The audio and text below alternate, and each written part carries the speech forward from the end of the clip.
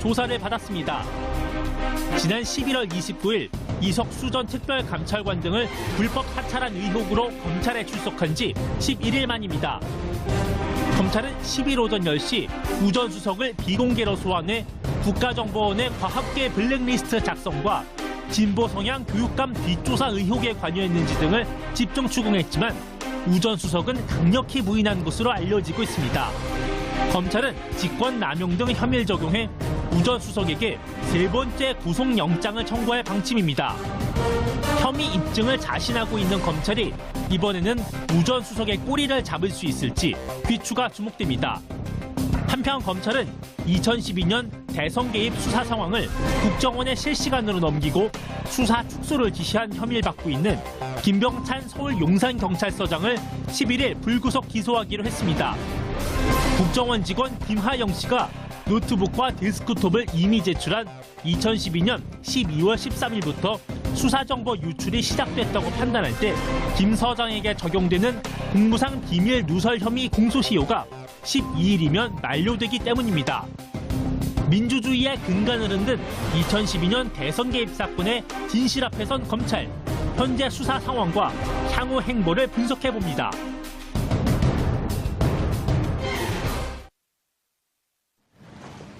정봉주 불교시대 두 번째 주제는 우병우 다섯 번째 검찰 소환입니다.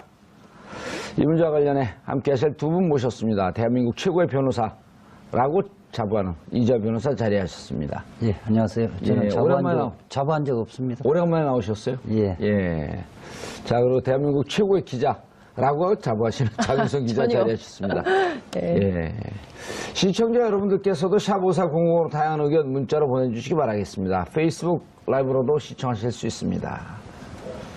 여섯 번째 소환 아닌가요? 일요일날? 지난. 다섯 번째 소환. 예. 다섯 번째인가요? 예. 뭐 중요한 건 아니니까요. 좀 틀리시네요, 요새 자꾸. 장시호. 네? 또 틀리더니. 아, 예측은 예측인 거죠. 그럼요. 이거 틀린 걸 지적하면요. 네. 예측들 안 해요. 그럼 세상에 재미가 없어져. 틀린 건 이미 낙장불입 지나가는 거예요, 그냥. 그리고 틀리는 게 있어야지 맞는 것도 맞힐 때 재미가 있고 그런 거지 뭐. 네. 근데 왜 이렇게 비공개로 소환을 했어요? 왜? 먼저 지난번에 17시간 조사했을 때 뭔가 혐의가 좀 덜 나왔다고 보는 건가요? 아니면 어쨌든 혐의가 좀 부족하니까 보강하려고 부른 거 아니에요? 그렇죠. 어제는 일요일 날은 대질 조사를 한 게 아닌가 싶은데. 대질신문, 추명화나 이런 등등. 예. 아하. 대질 신문이고 일요일이기 때문에 휴일날 부르기 때문에 아마 비공개로 소환을 했던 것 같은데. 그런데 그게 조금 이상한 게 추명화 지금 구속 상태 아니에요? 네. 일요일날 출정은 잘 없는데? 일요일 날은 뭐 검사대에서 명령을 하면 출정 명령을 하면 나오게 하는데 나오긴 아주 하죠. 이례적인데 토요일하고 일요일에. 그러니까 당사자가 거부를 해버리면 예. 안 되죠. 그러니까 아마 근데 뭐 이미 징역에 있는 것보다 나오는 게 편하니까. 우병우가 부인하니까 예. 대질하기 위해서 부른 게 아닌가 싶어요. 그거 뭐 취재가 된 건 아니죠? 추정이죠? 뭐 제 경험칙상 그렇다는 거예요. 그럴 가능성이 높습니다. 대질할 예. 가능성이 높다. 추명호는 대기시켜놓고 예. 부인하면 추명호를 불러서 아하. 그렇게 했을 가능성이 높고 꽤 의미 있는 소환을 한 거네요, 그럼? 구속영장 청구를 하기 위해서 마무리 수순 아닌가 싶어요. 제가 이제 지난주에 검찰 고위 관계자를 만났는데 지금 지난번에 지금 윤석열 중앙지검장은 막 영장 기각하면서 성명서 발표하고 그랬잖아요. 예. 그럴 필요 없다. 우병우는 국민이 영장을 그걸 발부를 한다. 이번에 영장, 그러니까 3차 영장을 기각하면 법원은 죽는다고 검찰은 생각하고 있더라고요. 우리는 가만히 있어도 국민이 발부해 줄 것이다. 이렇게 보고 있더라고요. 오늘 아침에 제가 방송에서 한 건데 그 얘기를 들으신 건가요? 직접 들었죠. 예. 아, 제가 얘기한 거? 아니야. 우리가 아침 방송에서 그렇게 얘기했잖아요. 아니, 그 의원님 고위 하는 게 아니라 관계자. 고위 관계자. 고위 관계자 이야기. 문무일 총장이? 아니 이제 그거는 특정을 하기는 어렵고요. 아, 문무일총장이구나. 그럼요. 아니 뭐 제가 문무일총장이라 밝힌 적이 없고요. 네. 특정한 적은 없고요. 우리가 그렇게 알면 되는 거예요. 아니, 기사 딱 나오잖아요. 예, 이제. 고위관계자라고 아무나 하지 않으니까. 문무일총장으로 추정되는 고위관계자 있다는. 기사 이렇게 쓰면 큰일 나는데. 아니, 그렇게 함부로 추단하면 안 돼요. 네. 왜요? 아니 고위관계자는 한두 명이 아니니까. 그렇죠. 우리 감옥 보내고 싶어요? 아니요. 감옥을 제가 보낼 권한도 없고 권능도 없습니다. 예. 자, 우병우, 현재 지금 받고 있는 5번째 소환의 혐의가 뭐가 있죠? 뭐 이미 너무 많이 있죠. 예. 어쨌든 첫 번째는 아들 의경 꽃보직 의혹 문제 있죠. 그리고 본인 가족회사 정강과 예. 관련된 이제 그 문제가 있죠. 그리고 이제 국정농단 사태 전반적으로 묵인 방조한 혐의, 직권남용과 관련돼서도 있고, 그리고 뿐만 아니라 그 문체부 등 공무원 등을 그 부당하게 좌천시킨 혐의, 이것도 이제 직권남용에 해당하는 이야. 것이고요. 그리고 또 이석수 전 그게 특감. 요즘 제일 크잖아요. 제일 큰 뉴스죠. 예. 이석수 특감과 관련해서 특감 등 민간인 포함해서 불법 사찰한 혐의를 받고 있고요. 또 하나 최근에 나왔죠. 나온 과학계 교육감. 과학계 블랙리스트 있고요. 그리고 또 나온 것이 진보교육감. 있으니 바로 이제 어제 그제 피해자 조사를 받은 예. 진보교육감들 문제가 계속 나오고 있는 것이죠. 그러니까 야. 사실상 우병우 수석과 관련된 혐의는 검찰이 얘기했던 대로 차고 넘칩니다. 근데 이제 계속 예. 그 구속 영장이 기각이 된 상태에서 오늘도 이제 굉장히 제가 보니까 오늘 그 법정에 출석하는 모습은 굉장히 뭐랄까 이게 처연한 표정이더라고요. 언제 오늘이요? 네, 오늘 또 나왔어요? 네, 법원에. 예. 아니야. 지금 현재 재판 계류 재판 계류 중이니까 재판이 계속 진행 중이거든요. 그러니까 재판 야. 계속 출석을 하고 있는데, 그러니까 기자들의 사진 아마 이제 그거를 쭉 비교해 보면 그 좀 이렇게 처음 심경의 변화, 그러니까 처음에 이렇게 뭐 레이저 쏘고 뭐 그랬던 것부터 이제 오늘 장면까지 쭉 한번 파노라마로 보면 그분의 이제 심경의 변화를 쭉 볼 수 있을 텐데 좀 이렇게 뭔가 좀 포기한 심정이 좀 엿보이기도 하거든요. 지난번에 그 출석하면서 이것이 운명이라면 네. 자기 스스로가 헤쳐나가겠다고 했었는데 이제 구속될 운명이라는 것 스스로도 이렇게 체감하고 있는 것이 아닌가 하는 생각이 듭니다. 우리들 희망사항이니까요. 아니 그렇지는 않고요.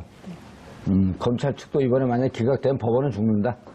지금 온 국민들이 사실상 그 우병우가 5대 권력을 좌지우지했다고 지금 생각하고 있고요. 실질적인 근거들을 다 갖고 있죠. 그럼에도 불구하고 지금 법꾸라지라고 이야기를 하죠. 다 피해갔다는 거예요.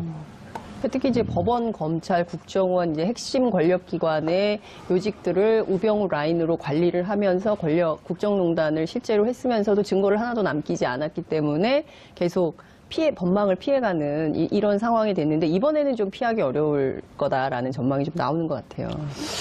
그런데 저는 궁금한 게 제가 이제 그 얘기를 너무나 화가 나고 그 얘기를 했더니 지금 현재 영장 전담 부장판사 권순호 부장판사, 오민석 부장판사죠. 그 다음에 이제 일반 평판사는 강부영 판사. 요 세 명인데 이분들이 2월에 그 임명이 됐잖아요. 황교안 그 권한대행 체제에서. 그럴 때 많은 사람들이 의심했잖아요. 이 사람들 알박기 하는 거 아니냐. 이거 있을 재판에 대비해서 영장이나 이런 등등에 대해서 어쨌든 국정농단 사건은 진상을 밝히기 좀 어려운 쪽으로 이게 좀 그 쉴드 치고 디펜스 하려고 그런 거 아니냐라고 하는 의심의 눈초를 봤는데 이후에 영장이 기각되는 거 보면 그때 의심이 괜한 기우가 아니었다라고 하는 얘기들이 많이 나온단 말이에요. 그럼 김명수 대법원장 왜 이분들 인사 조치를 안 합니까?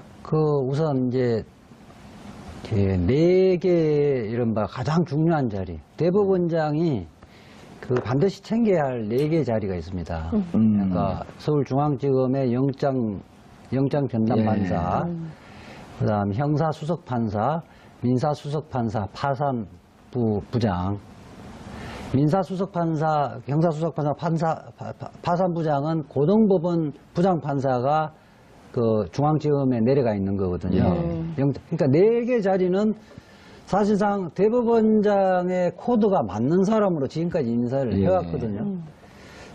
현재 영장 전담 판사는 양승태 전 대법원장하고 코드가 맞는 인사죠.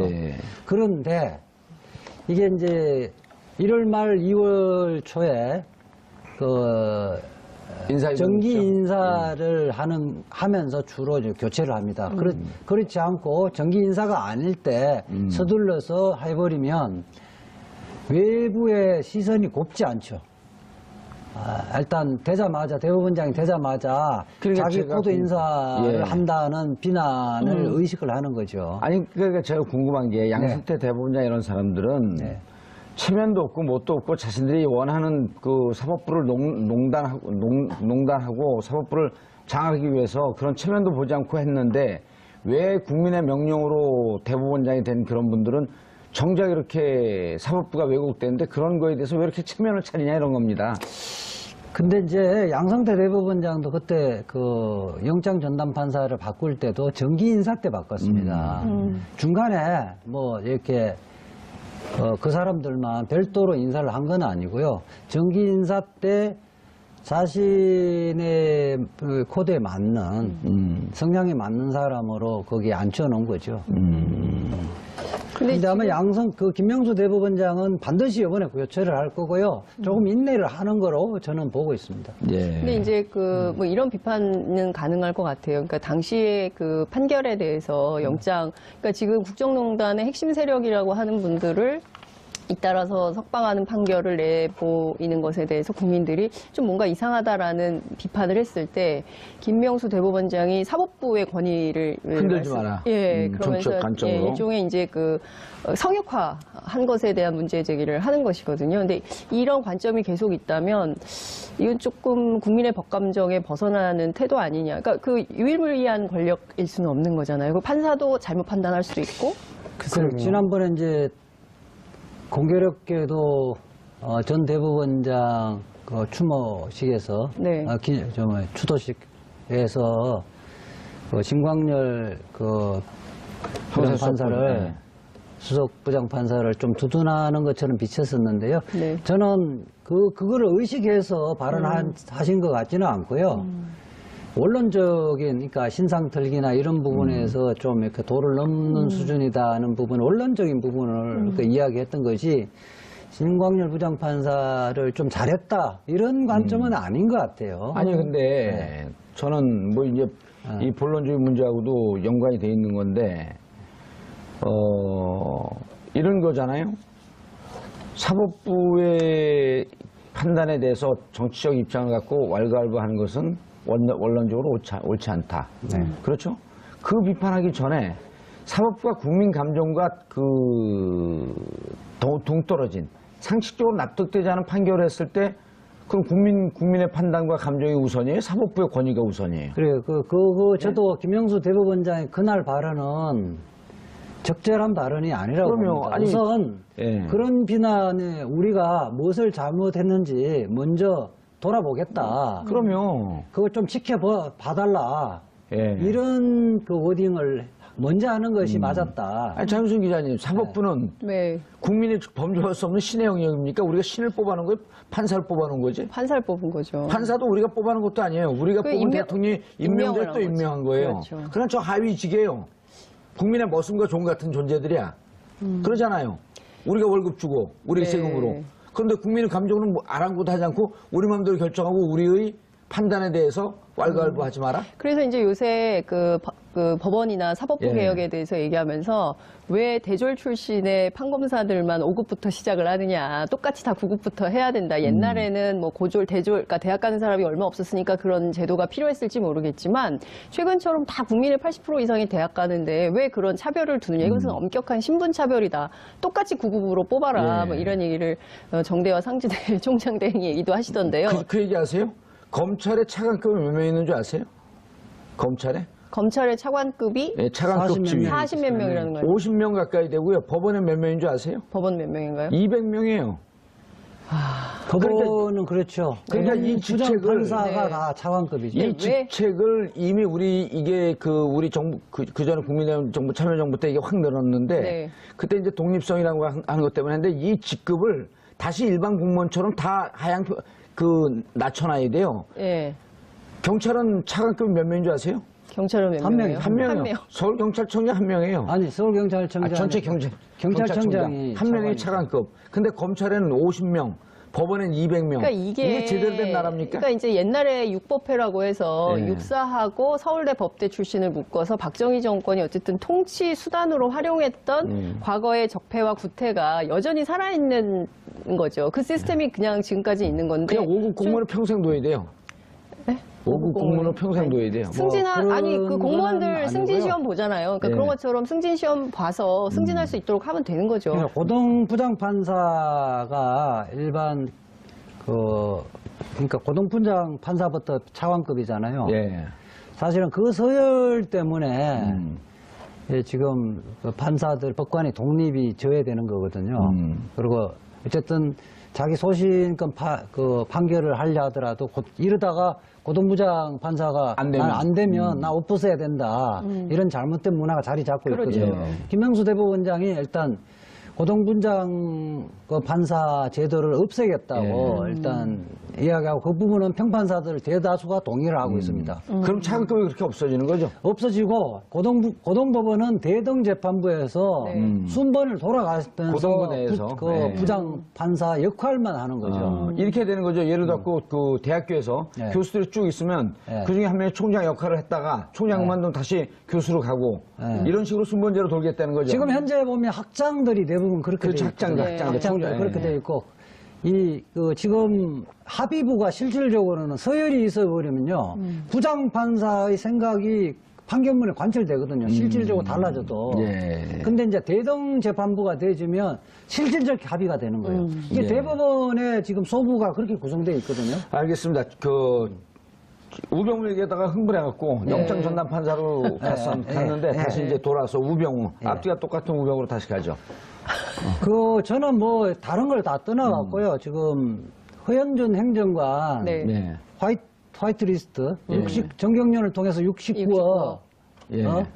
그걸 정경련에서 뜯어서 보수단체 지원하도록 한 거. 예. 우익단체. 그 우익단체에 지원하도록 한 거는 지금 공소장에 대통령하고 우병우 지금 뭐지? 우병우도 그 부분은 아니요, 관련이 없죠. 예. 허현준 행정관은 조윤선하고 조윤선 전 헷갈렸네. 장관이 당시에 이제 정무수석일 때 공범으로 접시가 되어 있는데 허현준 행정관이 재판 과정에서 진술을 좀 바꿨어요. 그래서 누가요? 자신이 허현준 전 행정관 지금 구속되어 예, 있는데요. 예. 허 행정관이 재판에서 뭐라고 얘기를 했냐면 내가 조윤선과 관련해서 제가 이야기를 해갖고 우리 수석이라고 했는데 내가 그때 우리 수석이라고 한 것은 정관주 1차관을 얘기한 것이지 조윤선 장관을 얘기한 것은 아니다라고 이제 조윤선 장관의 관계가 없음을 주장을 네, 다시 했는데 이거는 이제 돌아가죠. 전혀 별건입니다. 전혀 다른 사건. 우병우 문제 이야기를 하다가 예. 우선 그 우병우 지금 전 수석은 지난번에는 이석수 전 특감. 특별감찰관 특별감찰관. 감찰관 진술이 좀 구체적으로 안 나왔죠. 특별감찰관 보도 요번 정원 과정에서 아주 구체적으로 나왔잖아요. 어떻게 해요? 구체적으로 나왔고 실질적으로 지금 비서관을 통해서 강압을 계속 느꼈고 마치 그 부분을 중단하지 않으면 어쨌든 불이익을 줄 위협을 느꼈다는 진술을 했었고 감찰관 보가? 예, 그렇죠. 예. 이석수 특감 그다음에 감찰부가 추명호 전 국장이 이제 구속이 돼 있잖아요. 구속돼 있고 지금 직보를 했다는 거 아닙니까? 우병우 예. 전 수석에 직보를 했다는 최윤수 차장 또 기각되면서 일반 국민들이 우병우 3차 영장도 기각될 것이 아닌가 하는 우려를 하고 있는데 예. 최윤수 지금 차장은 구속영장에 방조로 돼 있어요. 방조. 네. 그래서 그러니까 공범을 실질적인 역할이 좀 거의 없었다. 알면서도 방치했다 이런 취지고. 그러니까 예컨대 지금 추명호가 최윤수에 보고하고 최윤수가 우병우한테 보고하는 형식이 아니라 추명호가 직접 보고를 하는데 알고도 묵인했다. 최윤수에게는 통보만 했다는 거 아니에요? 그러니까 그렇죠. 최윤수 자기가 2차장 자리는 패싱하는 자리다. 이렇게 얘기했었잖아요. 알고 있었는데 가타부타 이야기를 안 했다. 요 정도이기 때문에 가담의 정도에 비춰봤을 때 구속할 만한 사유가 안 된다 이렇게 판단했던 거거든요.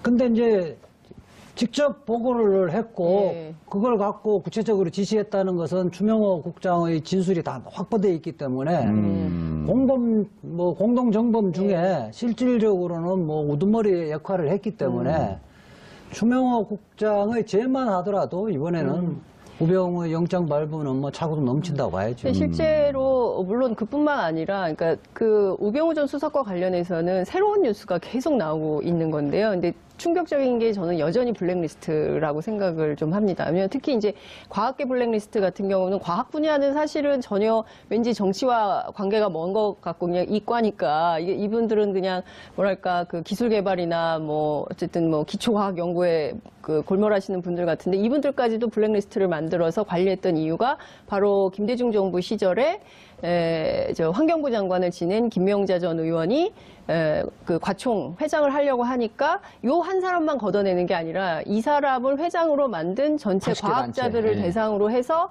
블랙리스트를 만들어서 관리를 하려고 했었다는 점이 확인이 됐다는 예. 것이고요. 또 하나는 진보교육감에 대한 사찰입니다. 사찰, 예. 그리고 이제 오늘 김승환 전북교육감 얘기를 들어보면 실제로 어린이집 관련된 행사를 하고 나올 때는 미행도 당하고 그리고 폭력 사태도 있었고 그래 누리 예산 때문에 정부가 낼 것이냐 그러니까요. 교육감이 낼 것이냐. 갖고 엄청 쟁점이 붙었을 때 아니에요. 치열한 쟁점이 붙었을 예. 때인데 그런 일이 있었고 그리고 이제 실제로 누리과정 예산과 관련해서 조희연 서울교육감도 지난 일요일 날 피해자 조사를 받았는데 여기서도 상당한 압력을 받았다라고 이제 진술을 한 거예요. 그렇기 때문에 우병우 전 수석이 어찌됐든 이 나라의 전체를 반으로 나누어서 이를테면은 박근혜 정부에 찬성하고 이 노선에 찬성하는 집단은 보호를 해주고 그렇지 않은 반대하거나 뭐 정책에 대해서는 찬반 양론을 따질 수 있는 거 아닙니까? 근데 그 자체를 허락하지 않고 이것을 모두 묶어서 관리하고 통제하려고 했다면 그 자체로 아주 심각한 직권남용 혐의가 적용될 그러니까 수밖에 우병우에 없다. 오다가 진보 교육감들에게 뒷조사에서 개인적인 약점을 캐내라고 한 거잖아요. 그렇죠. 이건 조폭이죠, 조폭. 그러니까요. 조폭. 지금 차관이잖아요. 수석이, 민정수석 차관이 국가의 그 예산을 갖고 조폭 행사를 한 거예요. 조폭 두목 행사를 한 거예요. 조폭도 모르니까 왠지 죄가 가벼운 것 같은 느낌이 드는 바람에 잘 나가다. 범죄 집단. 집단은요. 먼저 일단 수계. 무기까지 선고되는 겁니다. 최하 7년서부터 기본이 7년이에요. 그러니까 그럼요. 이게 수계는요, 15년 이하로 선고된 예가 없어요. 지금 생각을 해보면 이명박근혜 정권 9년인데 이명박 정부 때 이제 댓글 사건을 시작으로 해서 계속 정권을 유지하기 위한 여러 가지 징표들이 나오고 근데 그 가운데 블랙리스트로 관리하면서 심지어 출판 문학계까지 그러니까 문화예술계는 굉장히 영향력이 세니까 그 영향력을 차단하기 위해서 문화예술계를 비롯해서 언론 뭐 심지어 과학기술 그리고 진보교육감 뒷조사 그리고 출판 문화까지 그러니까 전 사회를 다 통틀어서 관리하려고 했었다는 것이 드러난 마당에 이거에 대해서 어떻게 책임을 묻지 않습니까? 저는 굉장히 심각하게 책임을 물어야 되고 이번이 그 기회예요. 저는 이 부분에 대해서도 그러니까 그 과학계 블랙리스트 그 진보교육감 사찰하고 이런 것도 중요하지만 제일 중대한 범죄 중에 하나가 이석수 특별감찰관을 그 역으로 뒷조사시킨 거 아니에요? 그건 그렇죠. 도감청한 근거까지 나온 거 아니에요? 네. 그렇죠. 이석수 감찰관이 조선일보하고 통한 것을 어떻게 녹취록을 이제 카톡이죠, 카톡. 아니 통화예요. 통한 거예요. 예, 네. 통한 내용을 그 내용을 그대로 MBC에서 네. 보도했잖아요. 그러면 우병우 MBC 그 사람들 소환해갖고 이거 어떻게 갖고 이렇게 보도가 됐냐? 어디서 받았냐? 그 지금 수사한 그 내용은 아직 그 보도가 안 되더라고요. 그건 안 됐어요. 거기까지 지금 수사를 못 하고 있어요. 그 사이에 김진태 의원이 있어요. 김진태 의원이 기자회견도 했었거든요. 관련 내용을. 그렇기 때문에 이게 사실은 검찰과 청와대가 직거래 그리고 또 중간에 이제 조선일보, MBC에 이렇게 언론이 끼어 있는 걸로 보이지만 국회도 관계가 돼 있는 거예요. 그러니까 조사받아야 될 사람들 상당히 많습니다. 이 건이 지금 그 대형 사건이에요, 그게. 엄청난 폭발하게 되면. 네. 그러니까 저는 뭐 아직 안 밝혀졌지만은 진보 성향의 교육감이라든지 아까 그 뭐 과학계 블랙리스트도 합법적으로 조사를 하라는 취지가 아니라 합법, 불법 막론하고 뒷조사를 하라고 했을 가능성이 상당히 높고요. 네. 거기서도 도감청을 했을 가능성이 상당히 높다고 봐요. 아니 그러니까 합법적으로 하면 경찰이나 검찰에 그 내사를 하거나 수사 의뢰를 하면 될 텐데 국정을 시킬 필요가 그러면 없거든요. 국정시킬 필요가 없죠. 그러니까 이게 딱 그 박정희 그리고 또 전두환 군사 독재 시절에나 있었음직한 이런 뒷조사 행태인데 당시 이제 우병우 민정수석실의 지시사항 내용을 보면 개인적인 취약점까지도 예. 담으라 그랬거든요.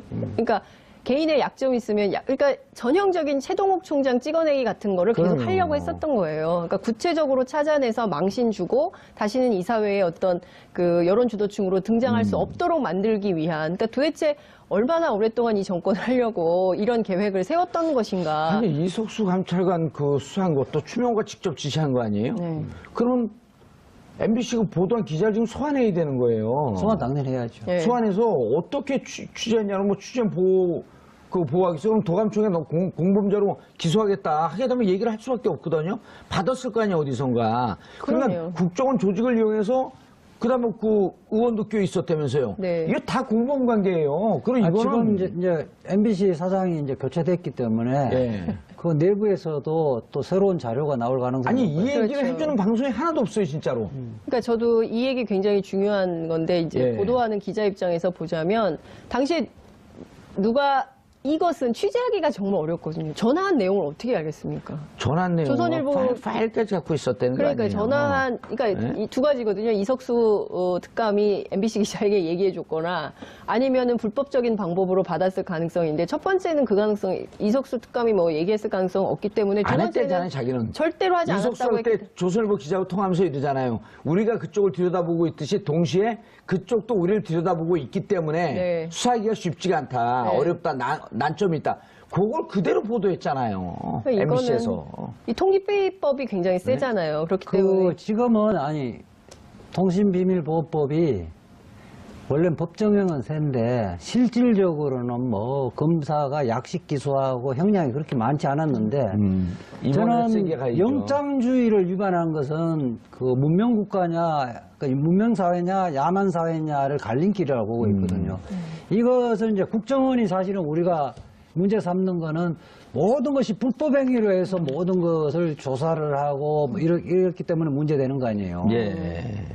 제가 우리가 지금 재심 사건에서 무죄 나오는 것이 전두환 박정희 정권 시대에 영장주의를 위반해서 고문, 가혹행위 이런 게 해서 그 유죄를 만들어서 이제 밝혀지는 거 아닙니까? 예. 그러니까 저는 영장주의를 위반한 어떤 범죄에서는 아주 법정 최고형까지 나는 선고를 해야 된다고 봐요. 예.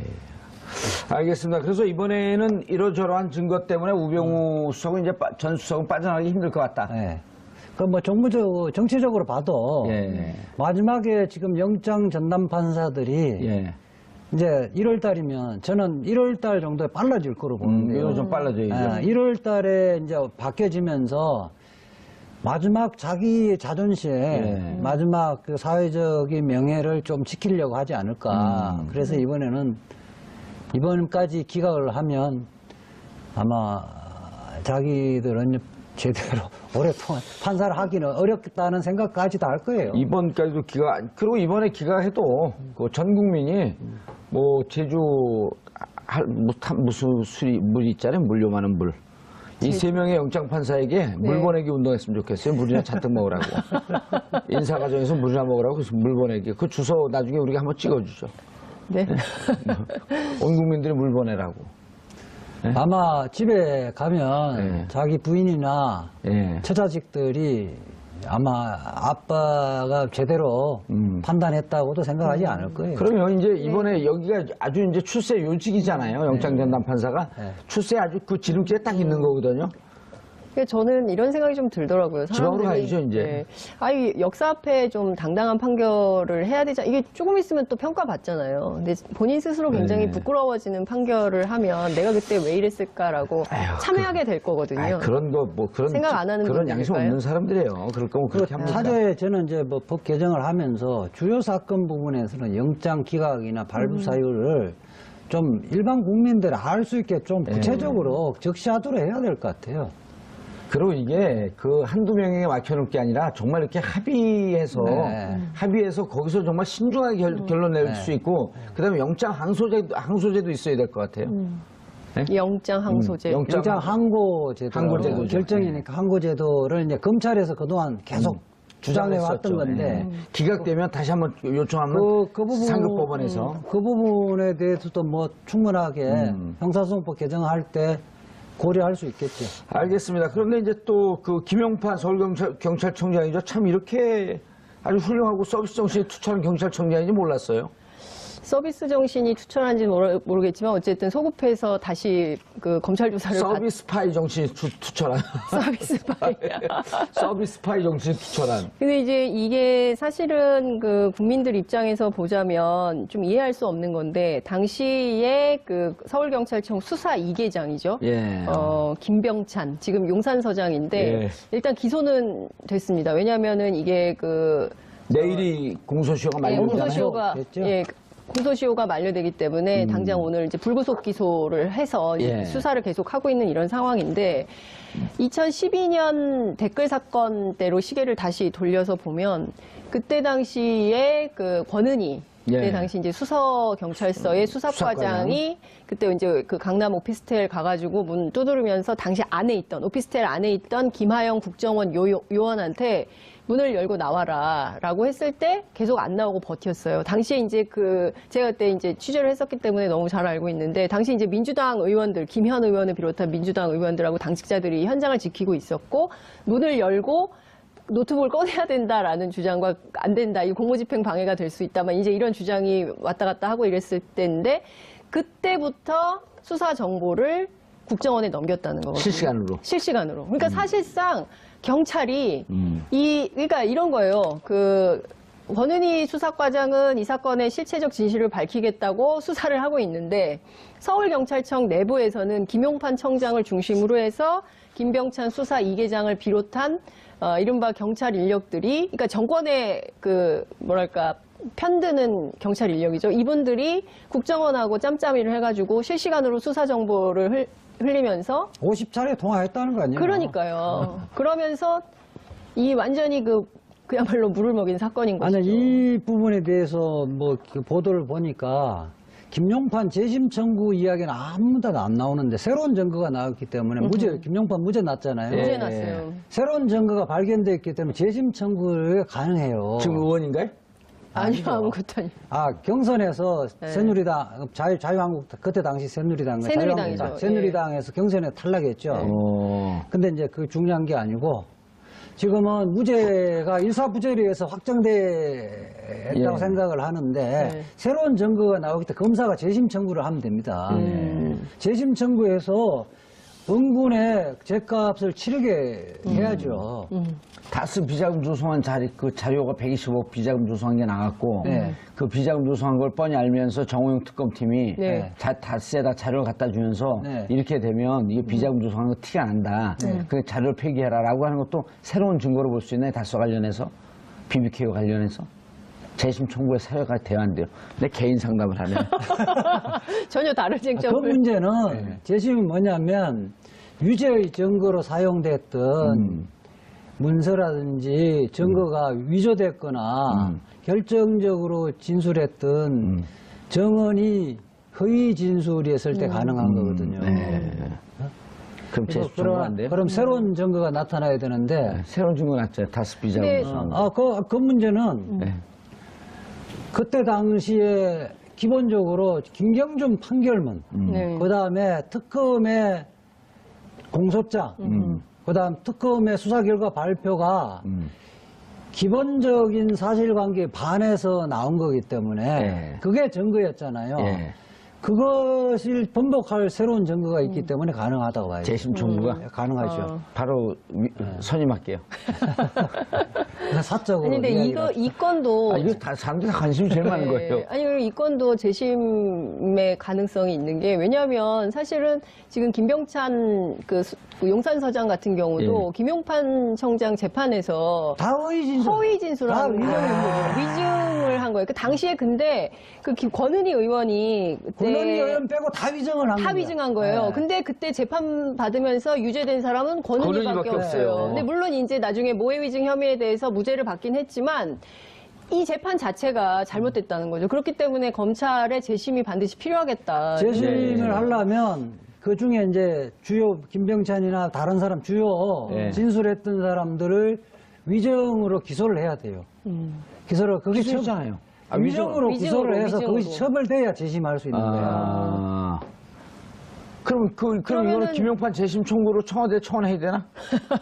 뭐 사실은 이제 권은희 청와대는 의원이 정무수석이 네. 검찰총장에 수사 지시는 안 한다고 했으니까 검찰총장에게 청원을 해야 돼. 검찰총장 촉구를 해야죠. 근데 이제 그 김병찬 서장의 태도가 참 오만하다는 생각이 좀 드는데요. 검찰 조사에서 이 당시에 이제 당신 왜 이렇게 그 거짓 증언을 했느냐라고 물었을 때 뭐라고 얘기를 하냐면 5년 전의 일을 내가 어떻게 기억하냐. 5년 전의 일을 가지고 다시 나한테 묻는 것은 문제가 있다. 이런 식의 태도로 임했다고 보도가 돼 있어요. 예.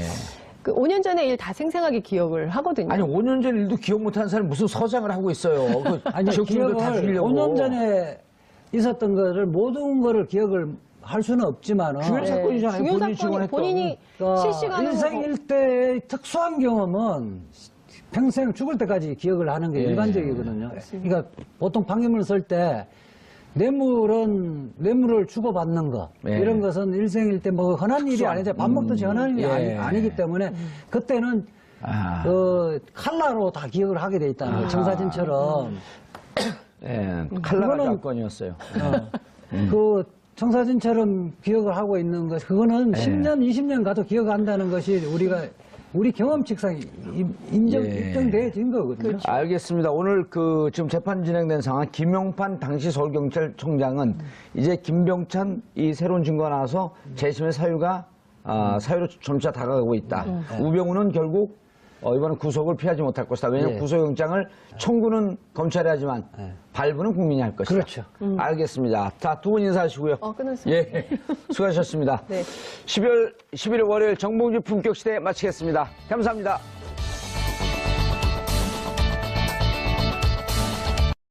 조치를 안 합니까? 우선 이제 네 개 이른바 가장 중요한 자리, 대법원장이 반드시 챙겨야 할 네 개 자리가 있습니다. 그러니까 서울중앙지검의 영장 전담판사, 그다음 형사수석판사, 민사수석판사, 파산부 부장. 민사수석판사, 형사수석판사, 파산부장은 고등법원 부장판사가 중앙지검에 내려가 있는 거거든요. 그러니까 네 개 자리는 사실상 대법원장의 코드가 맞는 사람으로 지금까지 인사를 해왔거든요. 현재 영장 전담 판사는 양승태 전 대법원장하고 코드가 맞는 인사죠. 예. 그런데 이게 이제 1월 말 2월 초에 정기 인사를 하면서 주로 교체를 합니다. 그렇지 않고 정기 인사가 아닐 때 서둘러서 해버리면 외부의 시선이 곱지 않죠. 일단 대법원장이 되자마자 그러니까 자기 제가 코드 인사를 예. 한다는 비난을 의식을 하는 거죠. 아니, 그러니까 제가 궁금한 게 양승태 대법원장 이런 사람들은 네. 체면도 없고 뭣도 없고 자신들이 원하는 사법부를 농단하고 사법부를 장악하기 위해서 그런 체면도 보지 않고 했는데 왜 국민의 명령으로 대법원장이 된 그런 분들은 정작 이렇게 사법부가 왜곡되는데 그런 거에 대해서 왜 이렇게 체면을 차리냐 이런 겁니다. 근데 이제 양승태 대법원장도 그때 영장 전담 판사를 바꿀 때도 정기 인사 때 바꿨습니다. 중간에 이렇게 그 사람들만 별도로 인사를 한 건 아니고요. 정기 인사 때 자신의 코드에 맞는 성향에 맞는 사람으로 거기에 앉혀놓은 거죠. 근데 아마 김명수 대법원장은 반드시 이번에 교체를 할 거고요. 조금 인내를 하는 거로 저는 보고 있습니다. 예. 근데 이제 이런 비판은 는 죽는다고 검찰은 생각하고 있더라고요. 우리는 가만히 있어도 국민이 발부해 줄 것이다. 이렇게 보고 있더라고요. 오늘 아침에 제가 방송에서 한 건데 그 얘기를 들으신 건가요? 직접 들었죠? 네. 제가 얘기한 거? 아니요.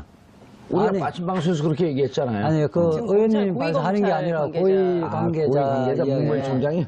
아니 이제 그거는 특정을 하기는 어렵고요. 아, 문무일 총장이구나. 그러면 아니 뭐 제가 문무일 총장이 밝힌 적이 없고요. 특정한 적은 없고요. 우리가 그렇게 알면 되는 거예요. 기사 고위 딱 관계자, 나오잖아요. 네, 이제. 고위 관계자라고 아무나 하지 않으니까. 문무일 총장으로 추정되는 고위 관계자 있다는. 기사 이렇게 쓰면 큰일 나는데. 그렇게 함부로 추단하면 안 돼요. 네. 왜요? 아니 고위 관계자는 한두 명이 아니니까. 그렇죠. 우리 감옥 보내고 싶어요? 아니요. 감옥을 제가 보낼 권한도 없고 권능도 없습니다. 예. 자, 우병우, 현재 지금 받고 있는 5번째 소환의 혐의가 뭐가 있죠? 뭐 이미 너무 많이 있죠. 예. 어쨌든 첫 번째는 아들 의경 꽃보직 의혹 문제 있죠. 그리고 본인 가족회사 정강과 예. 관련된 이제 그 문제가 있죠. 그리고 이제 국정농단 사태 전반적으로 묵인 방조한 혐의, 직권남용과 관련돼서도 있고, 그리고 뿐만 아니라 그 문체부 등 공무원 등을 그 부당하게 좌천시킨 혐의, 이것도 이제 직권남용에 해당하는 이야. 것이고요. 그리고 또 이석수 전 그게 특감. 요즘 제일 크잖아요. 제일 큰 뉴스죠. 예. 이석수 특감과 관련해서 특감 등 민간인 포함해서 불법 사찰한 혐의를 받고 있고요. 또 하나 최근에 나왔죠. 나온 과학계 교육감. 과학계 블랙리스트 있고요. 그리고 또 나온 것이 진보교육감. 있으니 바로 이제 어제 그제 조사 피해자 조사를 받은 예. 진보교육감들 문제가 계속 나오고 있는 것이죠. 그러니까 야. 사실상 우병우 수석과 관련된 혐의는 검찰이 얘기했던 대로 차고 넘칩니다. 근데 이제 계속 그 예. 구속 영장이 기각이 된 상태에서 오늘도 이제 굉장히 제가 보니까 오늘 그 법정에 출석하는 모습은 굉장히 뭐랄까 이게 처연한 표정이더라고요. 언제 오늘이요? 네, 오늘 또 나왔어요? 네, 법원에 어. 예. 아니, 지금 현재 재판 계류 재판 계류 중이니까 재판이 어? 네? 또 틀리더니 예측은 예측입니다. 그러면 이거 틀린 걸 지적하면요 네. 예측들 안 해요. 그럼 세상 재미가 없어져. 틀린 건 이미 낙장불입 지나가는 거예요 그냥. 그리고 틀리는 게 있어야지 맞는 것도 맞힐 때 재미가 있고 그런 것이 뭐. 네. 근데 왜 이렇게 비공개로 소환을 했어요? 왜? 먼저 지난번에 17시간 조사했을 때 뭔가 혐의가 좀 덜 나왔다고 보는 건가요? 아니면 어쨌든 혐의가 좀 부족해 하니까 보강하려고 부른 거 아니에요? 그렇죠. 어제는 일요일 날은 대질 조사를 한 게 아닌가 싶은데. 대질신문, 추명호나 예. 이런 등등. 예. 아하. 대질 신문이고 일요일이기 때문에 휴일 날 부르기 때문에 아마 비공개로 소환을 했던 것 같은데. 그런데 그게 조금 이상한 게 추명호 지금 구속 상태 아니에요? 네. 일요일 날 출석은 잘 없는데. 일요일 날은 뭐 검사에서 명령을 하면 출정 명령을 하면 나오게 하는데 나오긴 아주 하죠. 이례적인데 토요일하고 일요일에. 그러니까 당사자가 거부를 해버리면 예. 안 되죠. 그러니까 아마 근데 뭐 이미 징역에 있는 것보다 나오는 게 편하니까. 우병우가 부인하니까 예. 대질하기 위해서 부른 게 아닌가 싶어요. 그거 뭐 취재가 된 건 아니죠? 추정이죠? 뭐 제 경험칙상 그렇다는 거예요. 그럴 가능성이 높습니다. 대질할 예. 가능성이 높다. 추명호는 대기시켜놓고 예. 부인하면 추명호를 불러서 아하. 그렇게 했을 가능성이 높고 꽤 의미 있는 소환을 한 거네요, 그럼? 구속영장 청구를 하기 위해서 마무리 수순 아닌가 싶어요. 제가 이제 지난주에 검찰 고위 관계자를 만났는데 지금 지난번에 지금 윤석열 중앙지검장은 막 영장 기각하면서 성명서 발표하고 그랬잖아요. 예. 그럴 필요 없다. 우병우는 국민이 영장을 그걸 발부를 한다. 이번에 영장 그러니까 3차 영장을 기각하면 법원 조사를 받았습니다. 지난 11월 29일 이석수 전 특별감찰관 등을 불법 사찰한 의혹으로 검찰에 출석한 지 11일 만입니다. 검찰은 10일 오전 10시 우 전 수석을 비공개로 소환해 국가정보원의 과학계 블랙리스트 작성과 진보 성향 교육감 뒷조사 의혹에 관여했는지 등을 집중 추궁했지만 우 전 수석은 강력히 부인한 것으로 알려지고 있습니다. 검찰은 직권남용 등 혐의를 적용해 우 전 수석에게 3번째 구속영장을 청구할 방침입니다. 혐의 입증을 자신하고 있는 검찰이 이번에는 우 전 수석의 꼬리를 잡을 수 있을지 귀추가 주목됩니다. 한편 검찰은 2012년 대선 개입 수사 상황을 국정원에 실시간으로 넘기고 수사 축소를 지시한 혐의를 받고 있는 김병찬 서울 용산경찰서장을 11일 불구속 기소하기로 했습니다. 국정원 직원 김하영 씨가 노트북과 데스크톱을 이미 제출한 2012년 12월 13일부터 수사정보 유출이 시작됐다고 판단할 때 김 서장에게 적용되는 공무상 비밀 누설 혐의 공소시효가 12일이면 만료되기 때문입니다. 민주주의의 근간을 흔든 2012년 대선 개입 사건의 진실 앞에 선 검찰. 현재 수사 상황과 향후 행보를 분석해봅니다.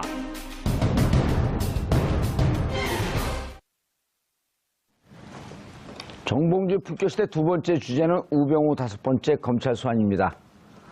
이 문제와 관련해 함께 하실 두 분 모셨습니다. 대한민국 최고의 변호사라고 자부하는 이재화 변호사 자리하셨습니다. 예, 안녕하세요. 저는 예, 자부한 적 없습니다. 오래간만에 나오셨어요? 예. 예.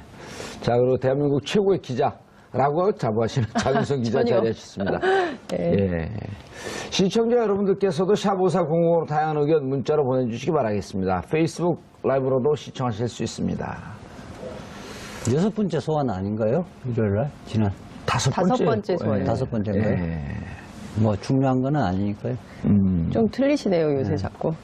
장시호 계속 진행 중이거든요. 그러니까 재판 야. 계속 출석을 하고 있는데, 그러니까 기자들의 사진 아마 이제 그거를 쭉 비교해 보면 그 좀 이렇게 처음 심경의 변화, 그러니까 처음에 이렇게 막 레이저 쏘고 뭐 그랬던 것부터 이제 오늘 장면까지 쭉 한번 파노라마로 보면 그분의 이제 심경의 변화를 쭉 볼 수 있을 텐데 좀 이렇게 뭔가 좀 포기한 심정이 좀 엿보이기도 하거든요. 지난번에 그 출석하면서 이것이 운명이라면 네. 자기 자기 스스로가 헤쳐나가겠다고 했었는데 이제 구속될 운명이라는 것 스스로도 이렇게 체감하고 있는 것이 아닌가 하는 생각이 듭니다. 우리들 희망사항이니까요. 아니 그렇지는 않고요. 검찰 측도 이번에 만약 기각되면 법원은 죽는다. 그 지금 온 국민들이 사실상 그 우병우가 5대 권력을 좌지우지했다고 지금 생각하고 있고요. 실질적인 근거들을 다 갖고 있죠. 그럼에도 불구하고 지금 법꾸라지라고 이야기를 하죠. 다 피해갔다는 거예요. 특히 이제 법원, 검찰, 국정원 이제 핵심 권력기관의 요직들을 우병우 라인으로 관리를 하면서 국정농단을 실제로 했으면서도 증거를 하나도 남기지 않았기 때문에 계속 법망을 피해가는 이런 상황이 됐는데 이번에는 좀 피하기 어려울 거다라는 전망이 좀 나오는 것 같아요. 그런데 저는 궁금한 게 제가 이제 그 얘기를 너무나 화가 나고 그 얘기를 했더니 지금 현재 영장 전담 부장판사가 권순호 부장판사, 오민석 부장판사죠. 그 다음에 이제 일반 평판사는 강부영 판사.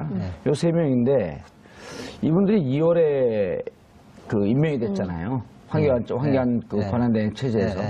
그럴 때 많은 사람들이 의심했잖아요. 이 사람들 알박기 하는 거 아니냐. 이후에 있을 재판에 대비해서 영장이나 이런 등등에 대해서